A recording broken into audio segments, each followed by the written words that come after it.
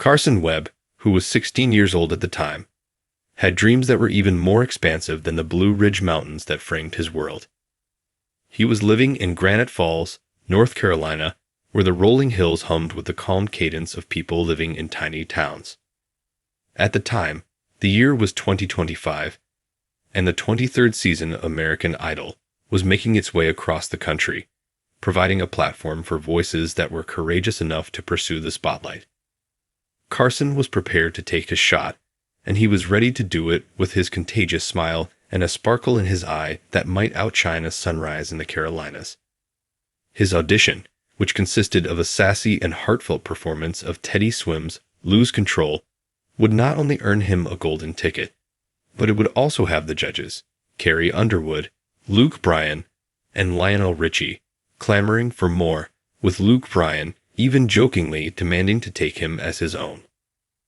Long before the cameras started rolling, Carsen's story had already begun. After growing up in a household that was very close to each other, he was the child who was unable to sit still. It was more than just a hobby for him. Music was his pulse. As soon as he was able to walk, he began playing instruments such as banging on pots, plucking air guitars, and clogging to bluegrass music whenever he attended local fairs. By teaching him the technique of spoon playing, a peculiar Appalachian ritual that eventually became his hidden weapon, his grandma was able to teach him. When Carsen would say this, he would spin a pair of wooden spoons around like a magician's wand. "It's not just rhythm," he would explain. "This is the soul." At the age of 16, he had mastered the guitar, the piano, and a voice that could soar from gritty lows to falsetto highs, all while keeping his feet stomping to the beat of his own drum. Carsen did not hesitate when American Idol announced that they would be holding auditions in Charlotte. A caravan of cheerleaders armed with homemade posters and enough refreshments to feed half of the county loaded into his family's ancient minivan. His family served as a cheerleader for the event. Carsen was practicing runs in the backseat of the car, and his voice could be heard weaving through the buzz of the motor. The drive was full with emotions, including laughter and apprehension. He said to himself, "This is it," as he held the guitar pick that he had worn smooth over the course of many years of dreaming by his side. There were a sea of hopefuls clutching their stories and songs as they stood in queue for the audition, which extended out like a river. Only Carsen was able to hear the rhythm of his bright red sneakers tapping, which made him stand out from the crowd. On the inside of the audition room, there was a buzzing of excitement in the air. In a calm and collected manner, Carrie Underwood sat, her gaze warm but discerning. With a smirk playing across his lips, Lionel Richie tilted his head back, getting ready to be taken aback. Luke Bryan, who is known for his ever-present sense of humor, was already making jokes to lighten the atmosphere. Carsen burst into the room, his vitality dissipating around the space like a June storm. "Are you all prepared for a little North Carolina magic?" he inquired, flashing a grin that had the ability to melt ice. With a giggle, the judges were immediately captivated. However, Carsen was not finished. Prior to singing a single song, he made the decision to provide them with a flavor of his heritage. With a tone that was tinged with humor, he inquired, "Have you ever attempted to clog?" Intrigued, the judges blinked their eyes. Luke leaned forward like a child at a fun fair, Carrie arched an eyebrow, and Lionel clapped his hands. Luke was a child at the fun fair. Carsen began a brief lesson, his feet moving in a whirlwind of moves that mirrored the mountain dances he had performed when he was a boy. When Luke attempted to imitate him, the room exploded in amusement. His cowboy boots stumbled through the moves, but he was successful. "You are going to make me look like a fool." Luke yelled out, but Carsen only gave him a wink. After that, he quickly retrieved his spoons and began to rattle off a rhythm that was so contagious that Lionel began to clap along with it. At the point where he finished, the judges were not merely entertained. Rather, they were completely captivated. On the other hand, the real magic occurred when Carsen picked up his guitar and stated that he was going to perform Teddy Swims' song Lose Control. This music demanded genuine passion and vocal firepower, and it was a choice that was not to be taken lightly. The atmosphere in the room changed as soon as he released the first notes.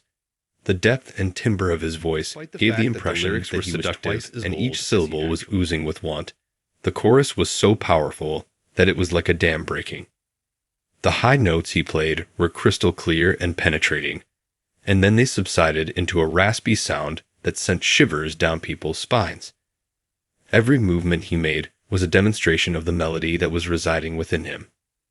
He swayed, his hands making a punctuation in the air. With her pen paused in the middle of a letter, Carrie's eyes widened. A look of astonishment spread across Lionel's face as he leaned closer. Luke, who is always quick with a quip, was unable to speak his mind, and his mouth was slightly slack. There was more to Carsen than just singing. He was the owner of the song, imbuing it with a sass that was entirely his. A textbook in control, his falsetto danced over the melody before sinking into a soulful howl that seemed to rip the breath out of the room. The bridge was a masterclass in control. As the last note drifted away, there was a beat of silence, the kind of silence that occurs when something spectacular takes place. After Lionel broke the silence, he stood up to applause. The tone of his voice was rich with praise as he exclaimed, "Son, you just took us to church and back home." With a dazzling smile, Carrie nodded her head. "When you speak, it's as if you've been through 100 different lives. And what about that character? You are already a famous person." Even though he was still reeling, Luke raised his hands. "Forget about the other people in the market. Are you open to being adopted? I would love to have you on my team, in my home, and anywhere else." Despite the fact that the room was filled with laughter, Luke's gaze remained solemn. "You've got it already, child." That was very incredible. Carsen's pulse was pounding, and his smile was so wide that it was at risk of tearing his face in two. This was not what he had planned to accomplish. It was a dream that was taking place in the here and now. There was a brief discussion among the judges, but it was really a formality. With a steady yet friendly tone, Carrie displayed the golden ticket to the audience. "That's right, Carsen, you're heading to Hollywood." The sound of his voice breaking with happiness, he whooped, and then went to embrace his family who were waiting outside. His parents were overcome with emotion, his father was beaming, and his younger sister was waving a banner that read, "Carsen is our idol." America fell in love with the audition after it was broadcast many weeks later. Carsen's clogging lesson, his spoon playing, and that voice. Oh, that voice, were all included in numerous videos that circulated on social media. As a result of the swagger that he imparted to each and every note, his fans gave him the nickname Sassy Carsen. A plethora of laudatory comments were posted on X, including phrases such as, "This kid has soul," and "Luke Bryan adopting Carsen is my new favorite storyline." Suddenly, Carsen was everywhere. He went from being a child from a little village to becoming a national superstar. However, Hollywood Week was drawing near, and the strain was already on. The song, More Than Able by Elevation Worship, was the one that Carsen selected for the Idol Arena round, because it resonated with him on a spiritual level. Even though he put his whole heart into it, he couldn't shake the nerves. Although it was a good performance, it did not have the same level of passion as his audition. The judges felt that he appeared to be held back, despite their kindness.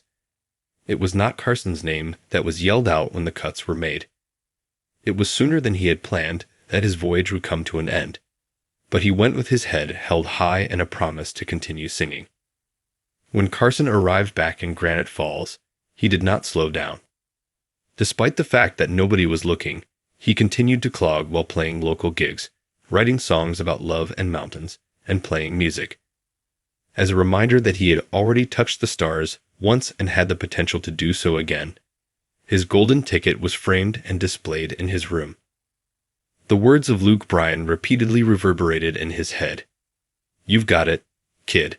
And Carsen was aware that he was.